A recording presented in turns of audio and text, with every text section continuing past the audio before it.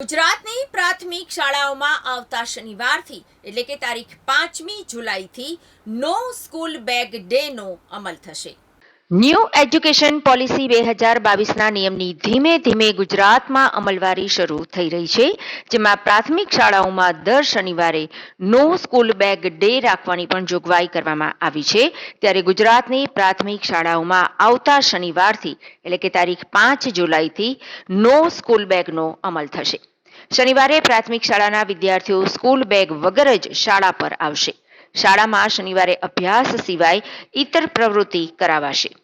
New education પોલિસીના નો school bag ડેના નિયમમાં વાત એવી છે કે દરેક પ્રાથમિક શાળામાં શનિવારે વિદ્યાર્થીઓને સ્કૂલ બેગ વગર બોલાવવામાં આવશે અને શૈક્ષણિક પ્રવૃત્તિ કરતાં વધુ ધ્યાન ઇતર પ્રવૃત્તિ ઉપર રાખવામાં આવશે અને આ ઇતર પ્રવૃત્તિ દ્વારા બાળકોનો વિકાસ એ સર્વાંગી વિકાસ થાય તે હેતુથી આ નિયમ એ નવી એજ્યુકેશન પોલિસીમાં દાખલ કરવામાં આવ્યો છે। શાળામાં શારીરિક કસરતો, યોગ અને બાલ સભાનું આયોજન કરવા સૂચના અપાઈ છે। એકમ કસોટી બાબતે નિર્ણય આવ્યા બાદ પ્રાથમિક શાળામાં કરવાની થતી પ્રવૃત્તિઓ પર સ્પષ્ટતા થશે।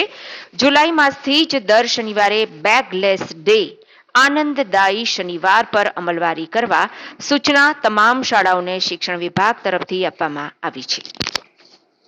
ગુજરાત સરકાર દ્વારા એક ખૂબ સુંદર મજાની બાબત ધ્યાનમાં આવી અને સરકારે બાળકો માટે એક આનંદદાયી શનિવાર જોયફુલ સેટરડે એના માટે થઈને એક સુંદર મજાનો પત્ર કર્યો છે। આ પત્ર GCRT મારફતે થયો છે।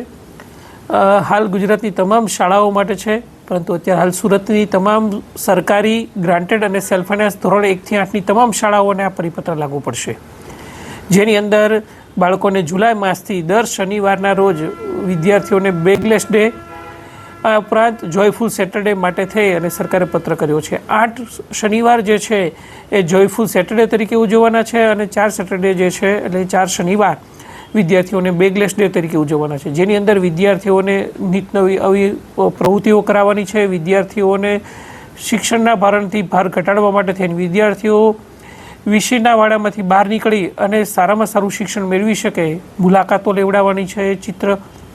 ચિત્રકામ, સંગીત આવી સુંદર મજાની પ્રવૃત્તિઓ બાળકને કરાવી અને બાળકોનું માનસિક સ્વાસ્થ્ય સુધારવા માટેની પ્રવૃત્તિઓ કરાવવા માટેની વાત કરવામાં આવી છે।